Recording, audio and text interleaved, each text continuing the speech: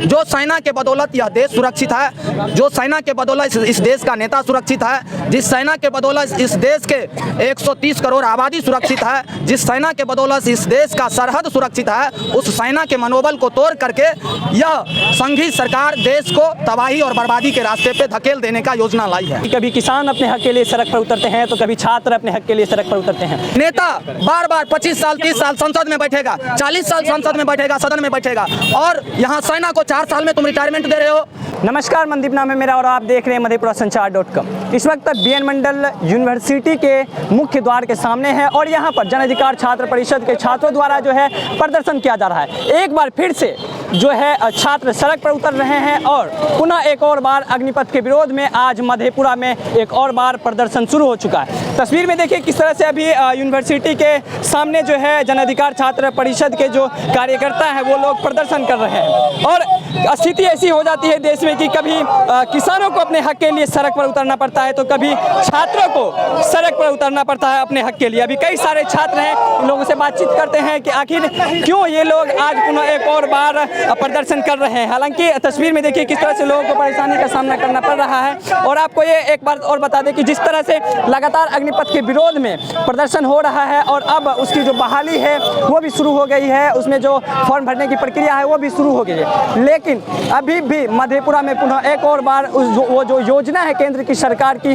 उसको वापस लेने को लेकर आज जन अधिकार छात्र परिषद के द्वारा जो है मधेपुरा में बीएन मंडल यूनिवर्सिटी के मुख्य द्वार के सामने जो है ये लोग प्रदर्शन कर रहे हैं और बता रहे हैं कि अविलंब जो है केंद्र की जो ये अग्निपथ योजना है इसे अविलंब वापस लिया जाए। बातचीत करेंगे कई छात्र नेता से और जानेंगे कि आज पुनः आप लोग जो है विश्वविद्यालय के सामने प्रदर्शन कर रहे हैं अग्निपथ वापसी को लेकर।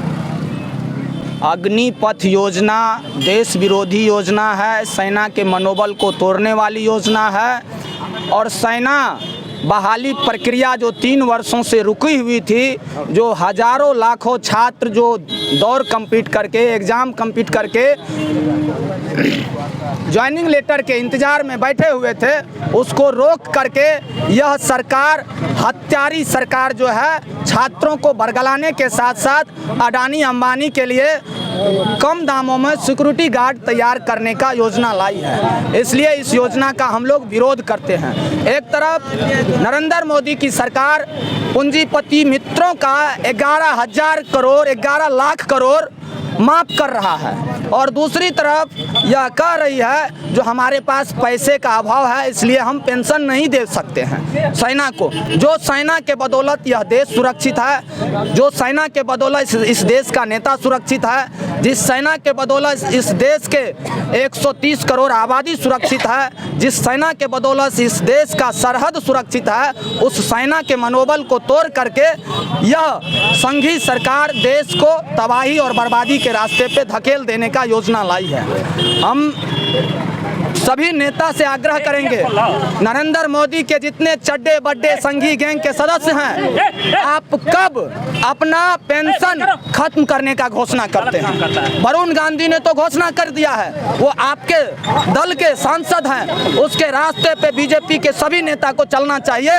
और देश के तमाम नेताओं को अपना पेंशन लेने से मना कर देना चाहिए, पेंशन को खत्म कर देने का ऐलान करना चाहिए।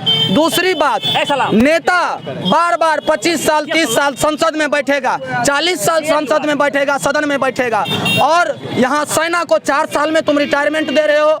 कल होकर के वह सेना न तो अपने आप को सेना कह पाएगा और न अपने आप को बेरोजगार कह पाएगा, न उसको समाज में सम्मान मिलेगा और तुम तो सम्मान देने के लायक छोड़े ही नहीं हो, इसलिए शादी के लायक भी नहीं बचेगा। सही बात है, तो उस कार्ड पे क्या लिखेगा वो जो हम माने 4 साल वाला सेना है कि परमानेंट सेना है?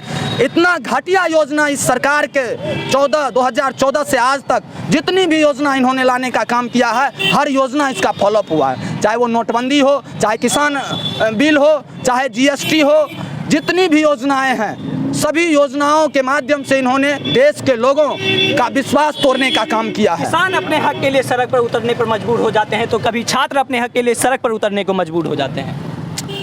हर एक लोग मजबूर हैं उतरने के लिए सड़क पे। हर एक लोग तबाह है, चाहे वो महंगाई से तबाह हो, चाहे वो बेरोजगारी से तबाह हो, चाहे वो अशिक्षा से तबाह हो, या फिर धार्मिक उन्माद से तबाह हो। एक बात बताइए, कभी कश्मीर पे आरोप लगता था जो कश्मीर में पत्थरबाजी हो रहा है, आज तो यह सरकार ऐसी नौबत लाई है देश में जो देश के हर राज्यों में पत्थरबाजी हो रहा है। क्या यह सरकार उचित काम कर रही है? कहाँ नहीं आज पत्थरबाजी हो रहा है इस देश में। और कश्मीर की बात किया करता था, धारा 370 की बात किया करता था, आज धर्म और मजहब के नाम पे लड़ा करके देश को जिस रास्ते पे इन्होंने ले गया है, यह देश कभी भी अपने पुराने रंग में लौटने के काबिल नहीं बचा है। अर्थव्यवस्था तबाह है, बेरोजगारी से हर लोग त्राहिमाम कर रहा है, गरीब से गरीब, अमीर से अमीर, सारे लोग आज तबाह हैं। गरीबों को आज सरसों तेल, डीजल और पेट्रोल के लिए तबाह होना पड़ रहा है। वह कैसे खाएगा, यह तबाह हो रहा है। 5 किलो अनाज दे करके इन्होंने जो बरगलाने का काम किया, आज वो 5 किलो अनाज का भी रिकवरी हो रहा है और उसमें से भी 15 लाख लोगों को लगभग बिहार में बाहर कर दिया गया है अनाज वाले लिस्ट में से, BPL लिस्ट में से। तो यह क्या कर रही है यह सरकार?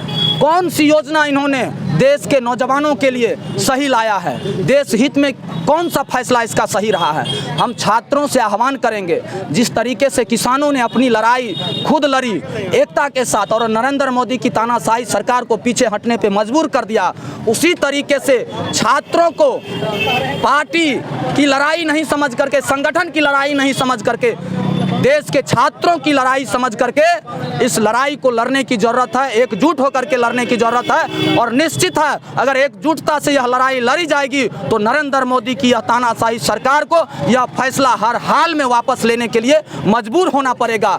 आज छात्रों को जेल में ठूसा जा रहा है, आज छात्र के गार्जियनों को उठा करके जेल में ठूसा जा रहा है। खगड़िया की घटना है, कई जिलों की घटना है। आखिर क्यों छात्रों को तुम मजबूर किए हो? और बिहार की जो डबल इंजन की सरकार है, उसके जो मुखिया नीतीश कुमार है, यह अपना परसेप्शन बचाए रखने के लिए और बनाए रखने के लिए जो मौन धारण किए हुए हैं, यह जो चुप्पी है उसका, यह चुप्पी बहुत ही खतरनाक है बिहार के नौजवानों के लिए।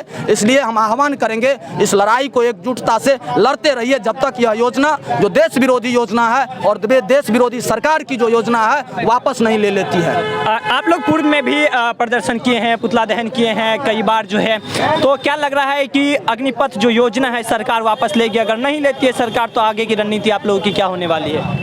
अगर ये सरकार, निकम्मी सरकार अग्निपथ फैसले को नहीं लेगी तो जन अधिकार छात्र परिषद आज तो पूरे बिहार में सभी विश्वविद्यालयों को तालाबंदी कर इस कुंभकर्णी सरकार को जगाने के लिए बैठी है। अगर फिर भी इन कुकर्मी और निकम्मी सरकार को हम लोगों की आवाज़ हम इनको कानों में नहीं जाती है, तब हम लोग इससे आगे भी आंदोलन करते रहेंगे जब तक हम लोगों की मांग पूरी नहीं होती है। देश की हालत ऐसी हो गई है कि कभी किसान अपने हक के लिए सड़क पर उतरते हैं तो कभी छात्र अपने हक के लिए सड़क पर उतरते हैं। बीते दिनों मधेपुरा में भी जब छात्र अग्निपथ के विरोध में प्रदर्शन करना शुरू किए तो छात्र कई जगह जो है उपद्रवी के तरीके से जो है कई जगह स्टेशन पर तोड़फोड़ किए, भाजपा कार्यालय में तोड़फोड़ किया। लेकिन उसके बाद भाजपा कार्यालय में SSB के जवान को तैनात किया गया और स्टेशन पर जो राष्ट्रीय संपत्ति है वहाँ पर बिहार पुलिस के जवान को तैनात किया। हालांकि तमाम तरह की बात जो है सोशल मीडिया पर पोस्ट होते रहा, विपक्षी दल के नेता भी उस पर रिएक्शन देते रहे। लेकिन अब अग्निपथ के विरोध में, अग्निपथ वापसी